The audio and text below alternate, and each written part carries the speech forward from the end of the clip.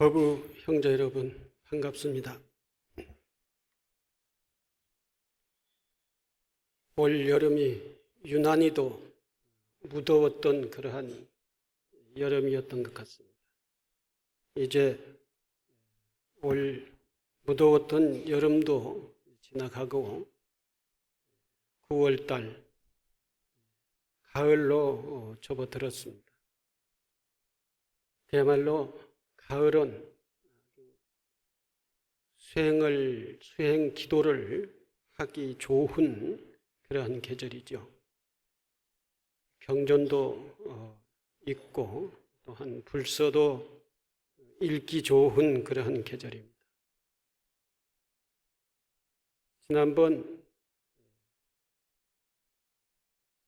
하한거 입제 때 제가 하한거 결제를 나눈 여러 가지 기도 방식 중에 한 가지 제가 몇 가지를 제안을 했습니다.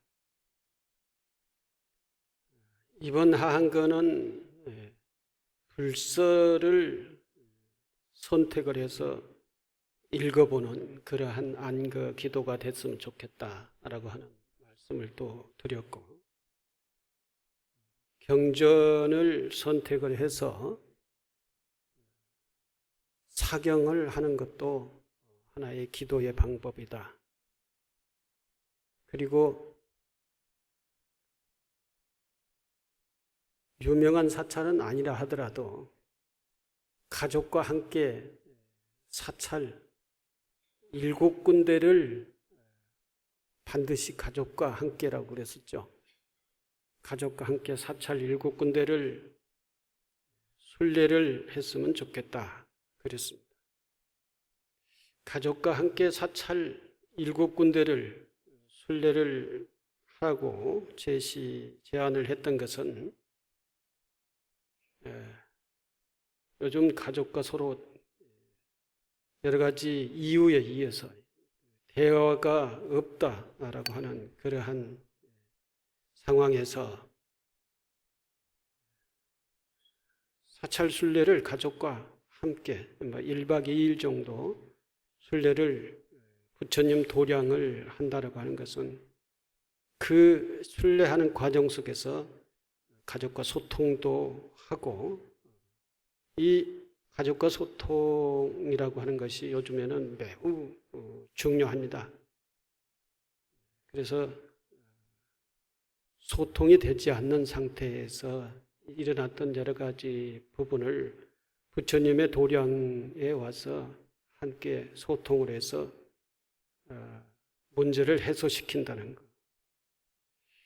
경전을 읽는다는 것은 우리 마음속에 있던 갖가지 번뇌망상을 부처님 말씀을 통해서 깨끗이 씻어낸다라고 하는 그러한 것도 있고, 불서나 경전이나 마찬가지겠습니다만 불서를 읽는 것을 통해서 부처님의 가르침을 우리 마음속에 담는다는 것도 큰 수행입니다. 사경을 한다는 것은 두 가지 의미가 있습니다.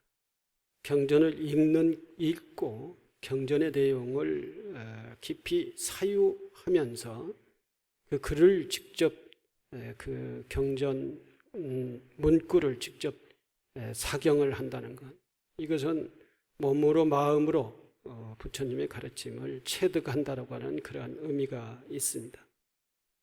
이런 것들이 모두가 다 우리의 수행 방법이고 기도의 방법입니다. 그래서 우리 마음을 번뇌망상에서 지혜로 바꿔내고, 이런 작업들이 바로 기도를 통해서, 수행을 통해서 우리 마음을 바꿔내고 우리 마음들을 부처님의 지혜로서의 가득 채우는 그러한 것이 곧 수행이고 기도이기 때문에 그런 것을 제안을 했습니다. 열심히 하셨는지 모르겠습니다. 각자 나름대로의 하한가 기도를 열심히 하셨으리라 생각을 합니다. 가을 이 계절에 좀 미진한 것들이 있다고 한다면은 이 가을 계절에 불서와 가깝게 접하는 그러한 시기가 됐으면 하는 말씀을 드립니다. 오늘은 불교의 미래를 위한 인재불사에 대해서 말씀을 좀 드리려고 합니다. 잡아함경이라고 하는 초기 경전이죠. 아함경에 보면은 이런 말씀이 있습니다. 부처님께서 기원정사에 계실 때 젊은이가 찾아와 부처님께 여쭈었습니다. 부처님, 어떻게 해야 공덕이 밤낮으로 정장할 수 있으며 어떻게 해야 죽은 뒤에도 좋은 곳에 태어날 수 있습니까? 원컨대 저를 위해 그 방법을 일러주십시오 하고 부처님께 젊은 사람이 질문을 했어요. 그때 부처님의 대답이 이렇습니다. 젊은이여, 공덕을 짓고자 한다면 동산에 과일나무를 심으라. 그러면 나무에는 그늘이 많이 생기고 시원하여 여러 사람들이 쉬어갈 수 있으니 훌륭한 공덕이 될 것이다. 또 다리를 놓거나 배를 만들어 강을 건너게 해주는 것도 훌륭한 일이다. 또 배고픈 사람들을 도와주는 복덕의 집을 짓고 보시를 하거나 우물을 파서 목마른 사람의 갈증을 풀어주는 것도 방법이다. 객사를 지어서 지나가는 나그네를 쉬게 하는 일도 훌륭한 일이다. 이렇게 하면 그 공덕은 밤낮으로 자랄 것이며 그 인연으로 천상에 태어나게 되리라 그랬습니다. 그 미래를 만들어가는데 미래에 우리의 삶이나 우리의 사회를 발전시키고 열어가는데 또는 그 국가를 훌륭하게 미래를 열어가는 데 있어서의 여러 가지 사업이 있습니다. 근데 옛말에 그런 말이 있죠. 사과나무를 심으라. 미래를 위해서는 사과나무를 심으라. 그러니까 나무를 심는다라고 하는 그런 의미는 미래를 풍성하게 만들기 위해서 나무를 심으라. 그런데 그 나무를 심으면 나무가 자라는 기간이 있죠.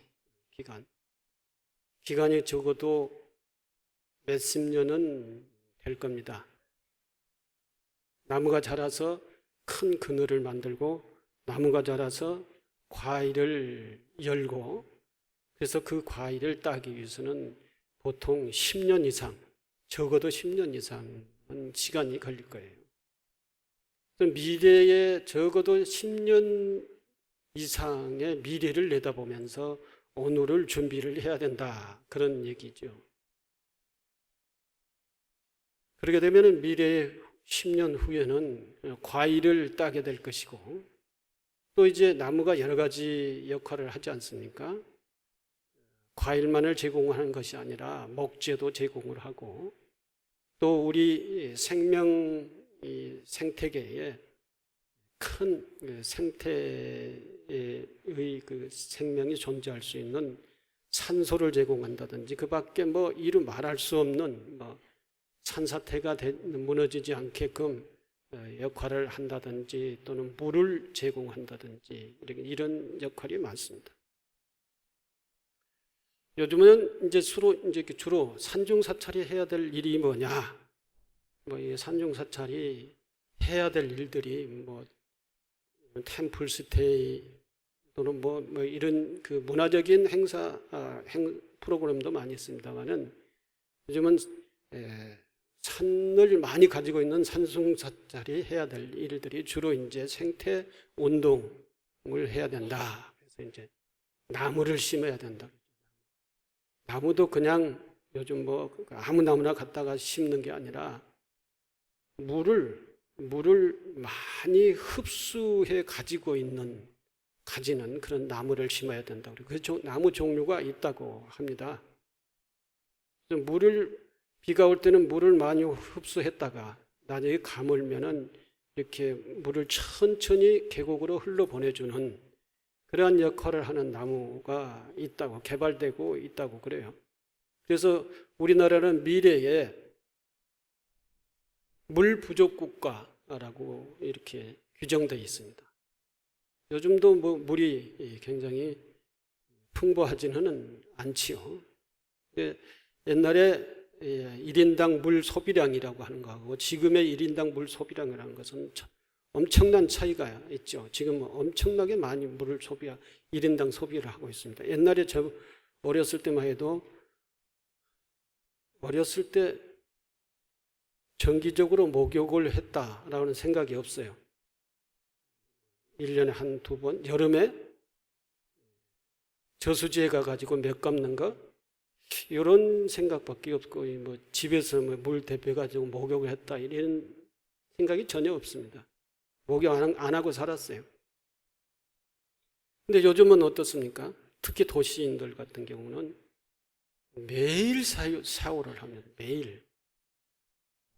그러니 1년 365일 기껏 해봐야 옛날에는 저 어렸을 때만 해도 한 10번 정도 했나요? 요즘은 열흘이면은 1년 물 소비량을 다 소비한다는 것이죠. 그 차이라고는 엄청난 차이죠. 그런데 옛날만큼의 물이 지금은 100배, 200배 이렇게 더 많이 생산되냐면 그렇지도 않지요. 앞으로는 더 그렇다는 얘기입니다. 그런데 앞으로 날씨는 이 기상은 물을 많이 제공하지 않는, 비가 올 때는 폭우가 오고 또 폭염 또는 가뭄, 이런 것들이 계속 기상 이변이 일어나기 때문에 물이 더 부족하는 그러한 시대. 이제는 물이 석유보다도 더 중요한, 귀중한 그러한 시대에 오게 돼 있다는 것입니다. 그래서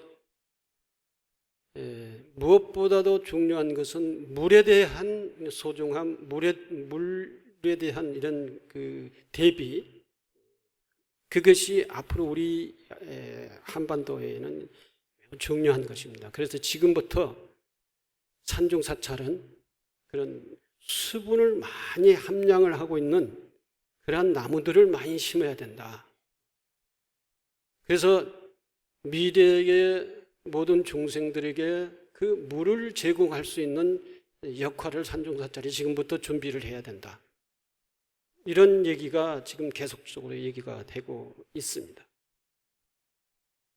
나무는 그만큼 우리 생명과의 아주 직결된 그러한 여러 가지 얘기가 있기 때문에 옛날에도 나무를 소중하게 생각했고 나무를 미래 10년 이상을 내다보고 뭔가 지금 우리가 해야 될 일이 있다고 한다면은 나무를 심어라. 과일을 딸 수도 있고 우리가 상상하지 못했던, 생각하지 못했던 그러한 역할, 지금에 와서는 절체절명의 어떠한 소중한 그러한 물의 제공, 공기 맑게 하는 제공, 엄청나게 돈으로 환산하면 이루 말할 수 없는 그 돈의 가치를 가지고 있는 것이 나무라는 것입니다.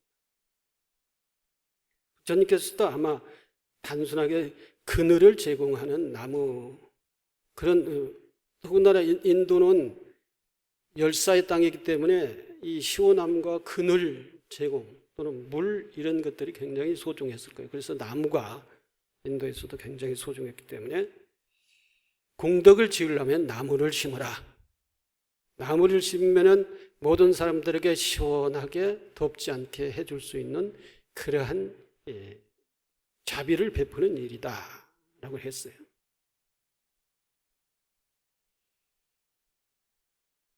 그러면은 나무의 그늘이 많고 시원하여 여러 사람들이 쉬어갈 수 있고 훌륭한 공덕이 될 것이다. 그리고 다리를 놓거나 배를 만들어 강을 건너게 해주는 것들. 교통수단이 당시에는 별로 잘 돼 있지 않기 때문에 무슨 도로 시설이라든지 강 건너는 이런 것들이라 이게 굉장히 열악했겠죠. 당시에 이 사람들이 소통할 수 있는 이 통로를 잘 제공해 주는 것도 큰 공덕이다 해서 다리와 배, 요즘에는 뭐 교통수단, 요즘은 그것이 이제는 전부가 다 우리 사회에서 수익을 창출하는 하나의 사업으로서 이제 돼 있어가지고 그것이 이제 남을 위하는, 남에게 이렇게 자비를 베푸는 하나의 수단으로서 되어 있지는 않습니다만, 당시의 사회 조건들은 그것이 다른 사람들에게 큰 자비를, 편의를 제공하는 공덕을 짓는 것으로서 이렇게 얘기가 됐다는 것입니다. 또 배고픈 사람들을 도와주는 복덕을 짓는 보시를 하거나 우물을 파서 목마른 사람들을 갈증을 해소해 주는 방법, 이게 됐다는 거죠. 물질적인 보시, 이제 보시라고 하는 것이 이제 물질적인 것만을 가지고 베풀어 주는 것뿐만 아니라 우리의 뭐라 하나요? 자기가 가지고 있는 그 모든 것이죠. 자기가 가지고 있는, 자기가 할 수 있는 그 말, 부드러운 말, 마음, 또 웃음, 또는 자비스러운 마음, 그리고 자기의 기능, 이런 것들을 개인들이 가지고 있는 것들이 많은데, 이 개인들이 가지고 있는 것, 이 모든 것을 다 다른 사람들을 위해서 나누는 것을 이제 보시라고 그러죠. 나눔이라고 그럽니다. 재능 기부라고 하는 것으로 표현을 하죠. 이것이 요즘에서는 굉장히 중요하죠. 이 물질은 가지고 있는 사람만이 가지고 있고 못 가진 사람들이 요즘은 더 많습니다만은, 물질을 가지고 있지 않다 하더라도 베풀고 나눌 것이 있다. 자기 마음과 웃음과 긍정적인 말과 부드러운 말, 또는 몸으로서 돕고 마음으로서 돕고 자기 기능으로서 도울 수 있는 이런 것들이 엄청나게 많다. 이런 것들은 이제 봉사 활동이라고 하는 것을 통해서 베풀지 않겠습니까? 객사를 지어서 지나가는 나그네를 쉬게 하는 것도 훌륭한 일이다. 이렇게 하면은 그 공덕은 밤낮으로 자랄 것이며 그 인연으로 천상에 태어날 것이다. 천상에 태어날 것이다. 공덕을 지으면 천상에 태어난다. 근데 요즘에 사회가 많이 달라졌기 때문에 요즘에 우리 일반 시민이나 국민들이 필요로 한 것이 뭘까? 필요로 한 것이, 요즘 사회에서 모든 대중들에게 제공해서 편의를 제공할 수 있는 것이 뭘까? 절대적으로 정말 필요로 한 것이 뭔가? 이런 것들을 우리가 찾아야겠죠. 지금 우리 불교계의 단체에서 여러 가지 사업을 하고 있습니다. 복지 사업도 하고 장학 사업도 하고 있고 뭐 아주 다양한 그러한 사회적 사업을 하고 있죠. 뭐 통일 사업도 하고 있고 환경 사업도 하고 있고 인권 사업도 하고 있고 뭐 여러 가지가 있습니다. 이런 것들이 요즘에는 모든 국민과 대중들에게 필요로 한 사업이겠죠. 이 시대적으로 요청되는 그런 사업이겠죠. 아마 부처님께서 지금 이 시대에, 이 현 시기에 계신다고 하고, 오늘날 젊은이들이 부처님께 내가 큰 공덕을 지으려면 무엇을 했으면 좋겠습니까? 이렇게 물으셨다면 부처님께서는 뭐라고 하셨을까요? 그때처럼 나무를 심어라, 또는 다리를 놓아라, 또는 배를 만들어서 건너줘라, 이렇게 말씀하시지는 않았겠죠. 지금은 그런 것들이 많이 해소되어 있기 때문에 그런 것입니다. 그럼 지금 가장 절실한 그런 것, 대중들에게, 국민들에게, 일반 시민들에게 제일 절실한 문제가 뭐냐? 그것을 보고 그것을 하라고 했을 겁니다. 그것이 뭡니까? 요즘에 와서 우리에게 가장 절실한 부분이 뭐냐? 뭐 국가적, 사회적 차원을 벗어나서 개인적 차원이라든가 아마 교육의 군중 기회를 주는 것이다. 이렇게 말씀하셨을 거예요. 아마 시급한 사업, 시급한 일도 굉장히 많았겠지만 그 여러 가지 중에 부처님은 모든 젊은이 청소년들에게 교육의 긴둥을 교육이 모두가 다 교육을 받을 수 있는 그러한 교육 기회를 다 제공하는 거예요. 제공하는 것이다. 이렇게 얘기를 하셨을 것 같아요. 이렇게. 왜 그것이 필요한가? 요즘은 사교육이 너무 많고 교육 경쟁력이 너무나도 심합니다. 그리고 교육비가 너무 많이 들어갑니다.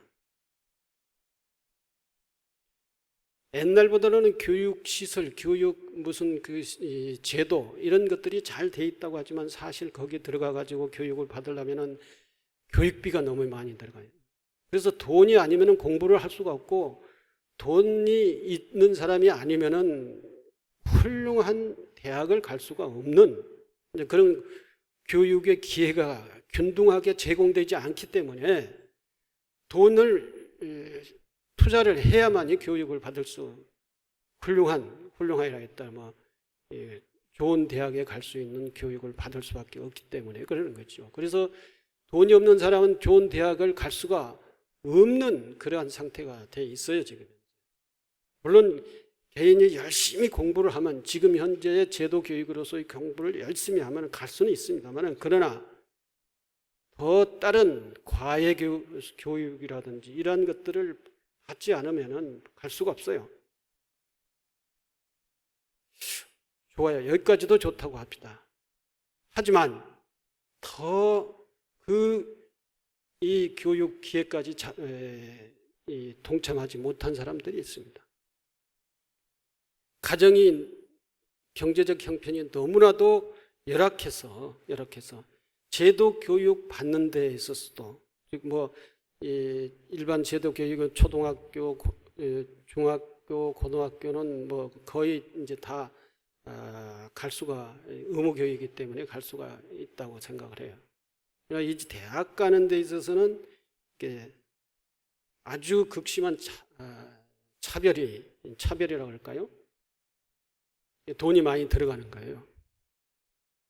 중학교에서 고등학교 가는 것까지도 엄청난 돈이 많이 들어가요.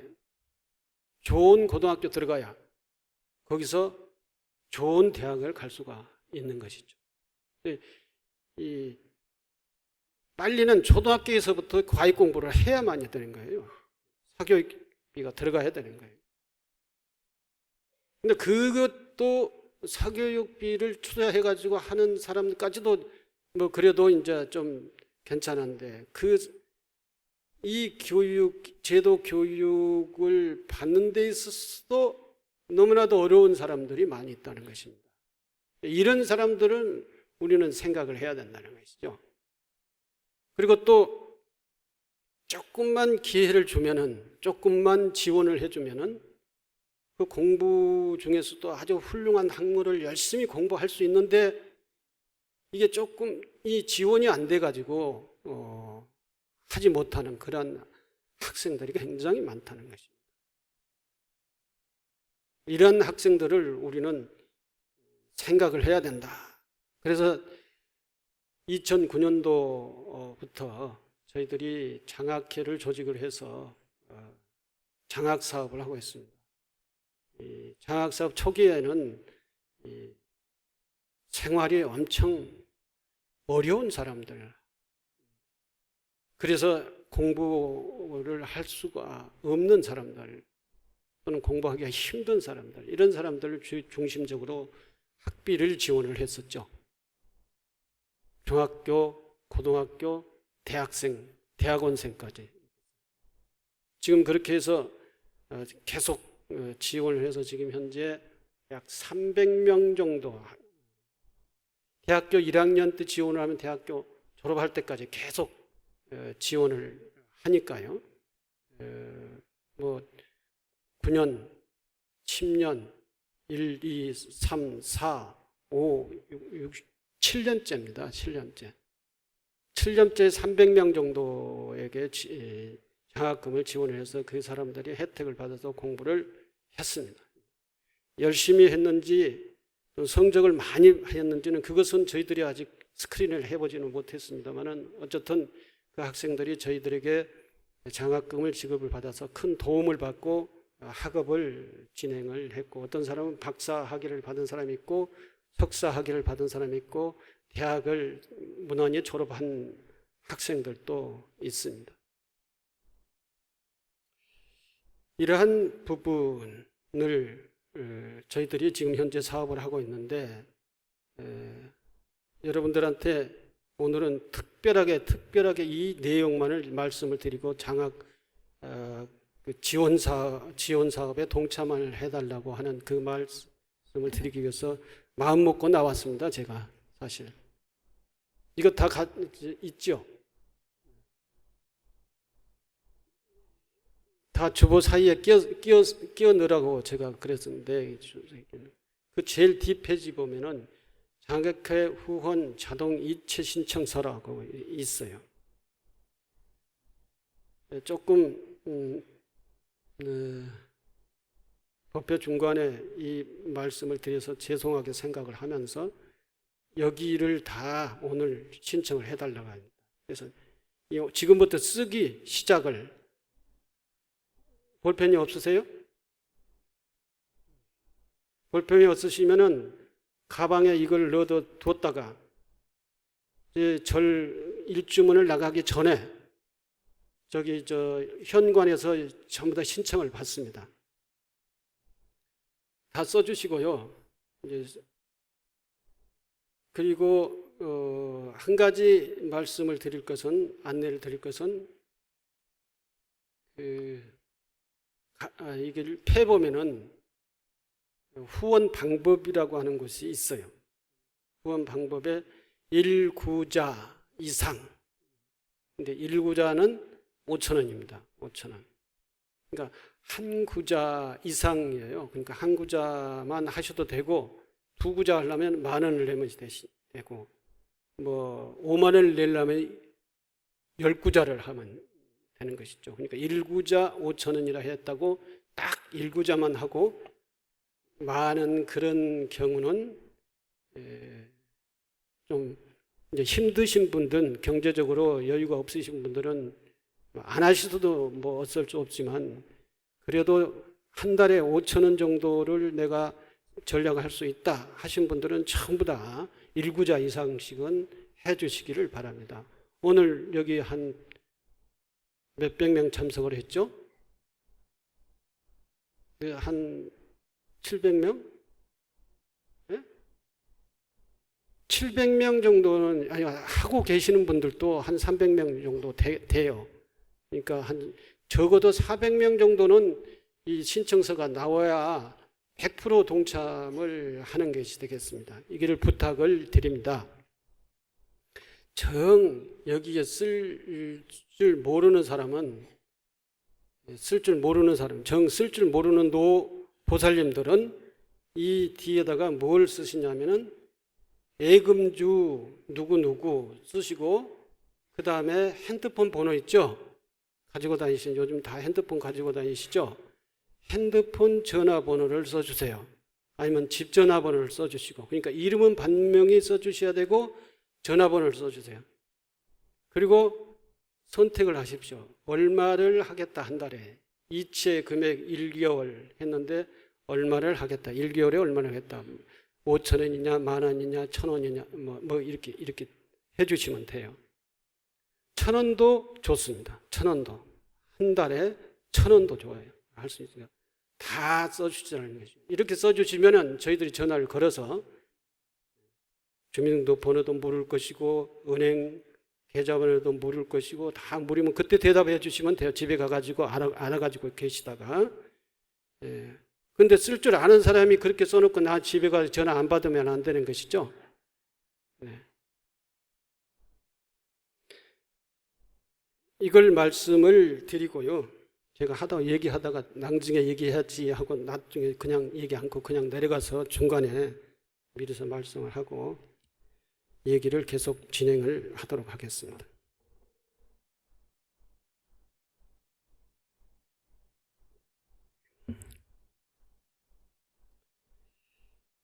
지금 부처님이 이 세상에 계시면서 젊은 누가 가가지고 이런 질문을 했다고 하면 아마 부처님은 청소년들에 대한 문제를 지적을 했을 것이다, 그런 것입니다.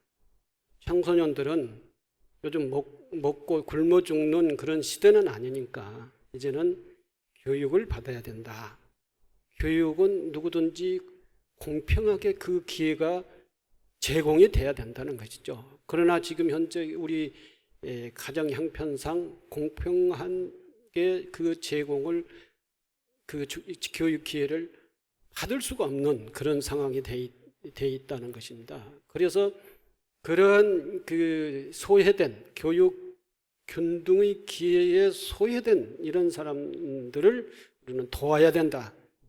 부처님이 아마 그것을 도와야 극락세계에 가려면은 극락세계에 가는 방법 또는 공덕을 지으는 방법 중에 그것이 가장 우선적인 방법이다라고 말씀을 하셨으리라 생각을 합니다.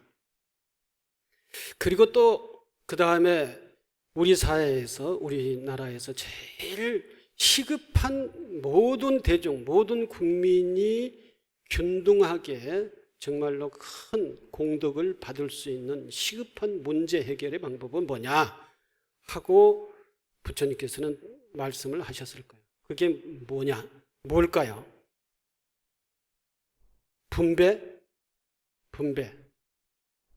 분배일까요? 분배도 부의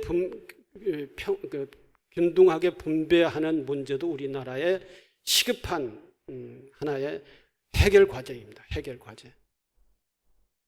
그리고 이제 또 우리나라 지금 현재의 청년들의 실업 문제를 빨리 해결하는 방법, 해결하는 문제, 이것도 매우 시급한 것이죠. 그래서 이 지금 현 시기에 우리가 모든 대중들에게 제공을 하고 내 스스로가 나가 큰 공덕을 받으려면 청년 실업 문제에 함께 고민해주고 동참해주고 문제 해결하는 데 동참하는 것이다. 그리고 또 한 가지는 우리 모든 국민에게 정말로 우리 국가가 미래의 청소년의 미래의 삶을 만들어주는 데 있어서 가장 시급한 문제가 뭐냐? 바로 통일입니다. 통일. 남북 통일. 남북 통일이 돼야 우리나라의 청년 실업 문제가 해결이 될 수 있는 거예요. 남북 통일이 돼야 일본에게 저렇게 무시당하고 국제사회에서 우리가 힘이 있는 모든 나라와 균등하게 어깨를 겨룰 수 있는 그러한 국가가 되는다는 것입니다.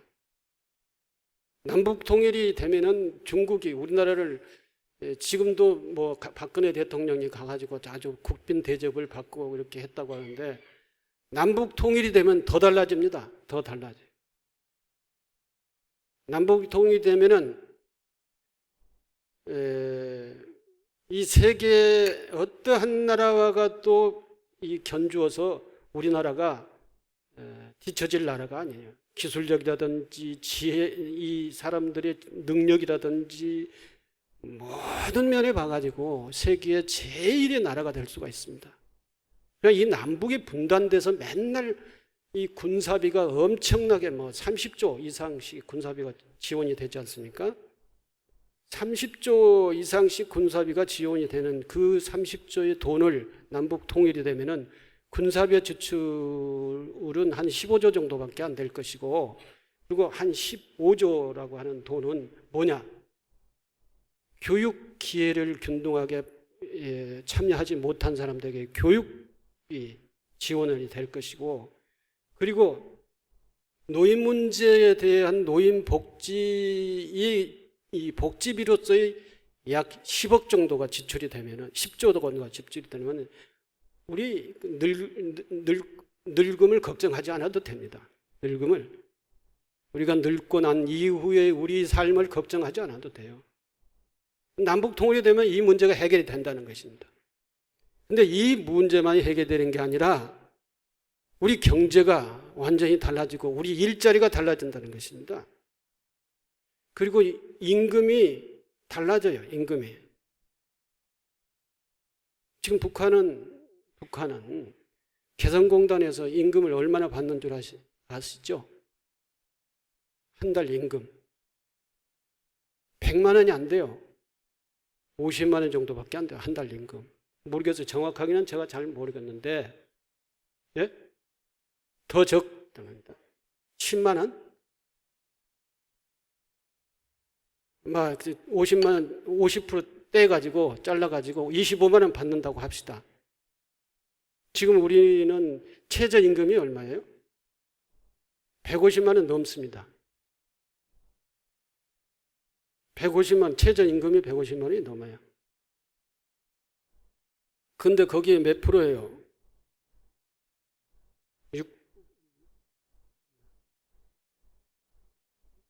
몇 배예요? 우리가 25만 원에 몇 배입니까? 6배? 근데 남북 통일이 되면은 그 저렴한 임금을 우리가 그 인건비를 우리가 제공받을 수가 있다는 것입니다. 그리고 일자리가 많아지고 그리고 또 국토가 그만큼 넓어지고 또 지하 매장량이 중요한 부분이 북쪽에 다 있어요.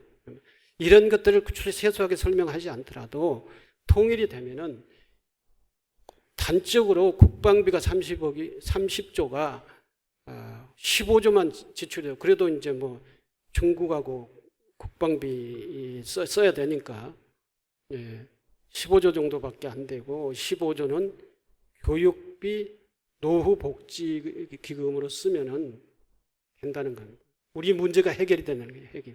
우리 자식의 문제들이 해결되는 거예요. 우리 부모의 문제들이 해결이 된다는 것입니다.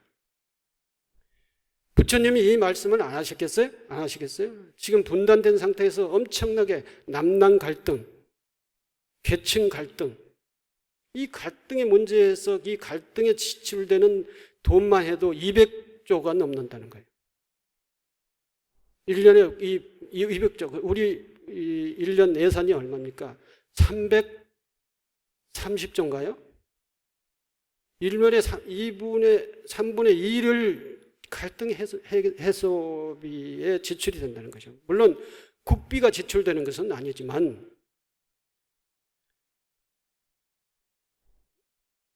이 종교 갈등, 남북 갈등, 남남 갈등이에요. 이제 통일돼야 된다, 통일을 하지 말아야 된다 이런 갈등의 문제 또는 지역 갈등의 문제. 이 문제에 부처님이 착안하지 않을 수가 없다는 것입니다. 이것이 우리 국민에게 고통을 주는 문제이기 때문에 그러는 것이죠. 그러면 미래에 우리가 정말로 극락세계를 가려면은 또 큰 공덕을 지으려면 무슨 일을 해야 되겠느냐? 큰 공덕을 지으려면은 모든 국민이 마음 편하게 살 수 있는 그 국가와 사회를 만드는 것이 가장 큰 공덕을 지은 일이고 또 내세에 가서는 극락세계에 갈 일이라는 것이죠. 물론 개인적인 윤리 도덕을 계율을 지키는 것도 굉장히 큰 모든 그 평화는 거기서부터 출발이 되기 때문에 착한 마음을 가지고 착한 말을 하고 또 계를 지키고 윤리 도덕적인 생활을 하고 한 것은 이것이 이제 인간의 삶의 가장 기본이기 때문에 이제 그렇게 해야 돼요. 해야 되지만 불교라고 하는 교단 차원에서 보면은 그 민족과 국민과 국가와 이 시민을 생각하지 않을 수가 없다는 것입니다. 이걸 생각해서 사찰도 운영을 해야 되고 우리가 수행도 어떻게 해야 되겠다. 바람일 행자라고 하면은 적어도 국가의 민족의 문제에 대해서 뭐가 가장 큰 선결을 과제가 되는가. 이것은 이 정도는 알아야 되는 것이죠. 알아야 돼요. 국가에 대한 가장 우리 국민을 고통스럽게 하는 문제가 뭔지 이걸 알아야 돼요. 여기에 동참을 해야 된다는 것이죠. 이 문제 해결에 동참을 해야만이 반야 바라밀 행자일 수가 있다는 것입니다.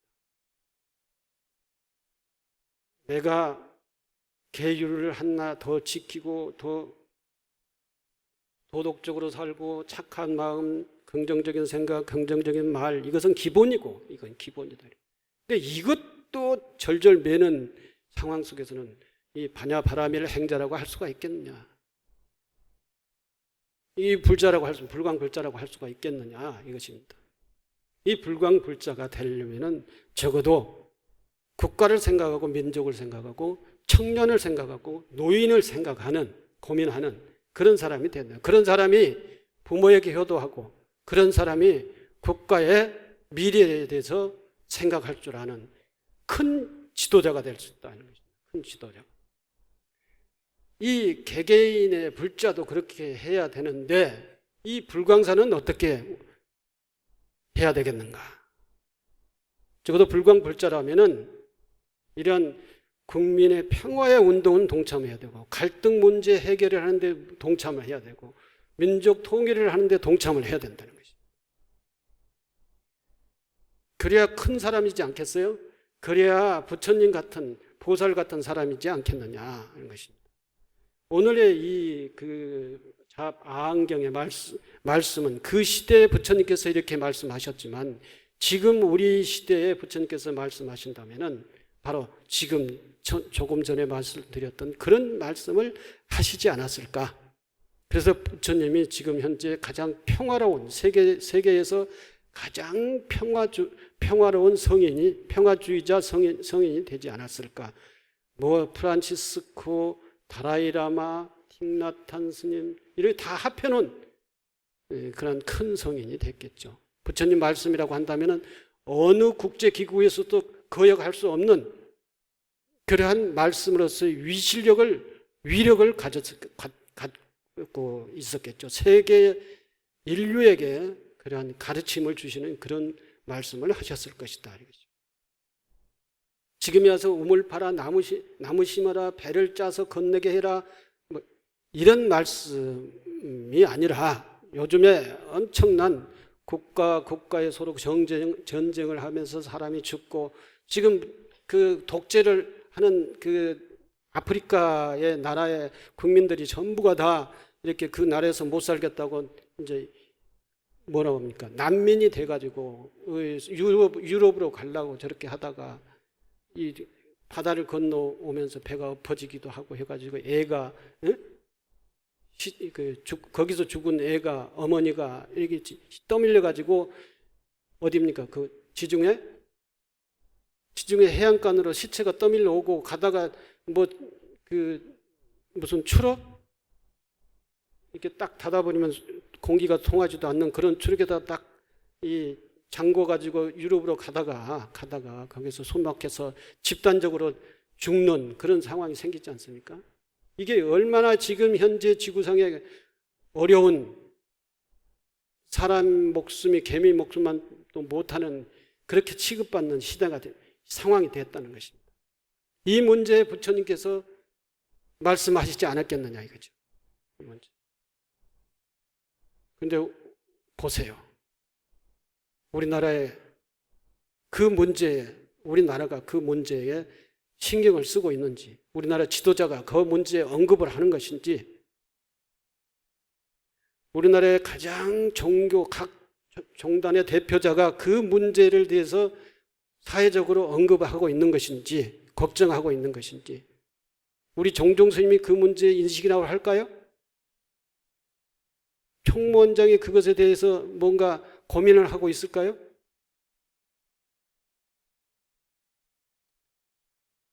프란치스코 교황이 뭐라고 한마디를 한 것이 있어요. 근데 다 그 문제를 외면하고 싶고 피하고 싶고 우리하고 연결하고 싶지 않는 것이죠. 만약에 우리가 그렇게 됐다고 하면 어떻게 세계인들이 피하고 싶고 우리의 죽음에 대해서 언급하지 않고 싶고 외면하고 싶고 이렇게 한다면 우리는 얼마나 애로웠겠습니까? 만약에 우리 문제라고 하면 그것이 좀 우리도 이제는 이렇게 큰 법당을 지었으니까 이제는 대범하게 좀 생각을 확 피고 가자, 이겁니다. 생각을. 바람일 행자가 뭐 하는 사람이냐? 맨날 앉아서 마하냐 바람일, 네, 뭐 소원이 있으니까 그걸 좀 들어주세요. 원이 없겠어요? 그 밖에는 나는 몰라요. 이런 사람이 되어야겠느냐 이거죠. 제가 제일 조금 요구하는 거예요. 제일 적은 것을 요구하는 겁니다. 지금 오늘 장학회 회원이 돼달란 거. 이만큼 큰 것 속에 그 옆에 좁쌀만 하는 문제를 여러분들하고 함께 하자고 얘기하는 겁니다, 지금. 거기에 우리가 큰 마음을 갖는, 바람일 행자라고 하면은 적어도 보살심을 갖는 것. 바람일 행자라고 하면은 우리 민족의 문제에 대해서 뭐가 문제인가를 한번 생각을 해보는, 그걸 실천에 동참은 나중에 한다 하더라도 묻고, 우리 현 시대의 가장 큰 문제가 청소년의 문제, 그리고 청년 실업의 문제, 그리고 이 부의 분배 불균형의 문제, 뭐 이런 것들 정도는 좀 고민을 해봐야 될 거 아니에요. 그리고 이것을 어떻게 풀 것인가라고 하는 이러한 고민은 한 번 정도는 해봐야 되는 거죠. 하룻밤 정도는 잠이 안 올 정도로 고민을 한번 해야 그래도 우리의 수행의 진로가, 우리 수행의 방향성이 크게 잡히는 것이죠. 나의 이 몸 하나에 사는데 어덩부둥 하다가 그냥 나이 먹고 세월이 흘러가고 그냥 늙어 죽고 그러려고 이 세상에 태어났습니까? 자, 이제 다시 평정을 좀 찾읍시다. 그래도 마하바냐 바라밀을 열심히 염송하고 오계를 잘 지키고 윤리 도덕적으로 살고 긍정적인 말과 마음의 평화를 유지하면서 이렇게 살면서 그러한 대국적인 얘기도 고민도 하면서 살 수 있는 그런 바라밀 행자가 되시기 바랍니다. 감사합니다.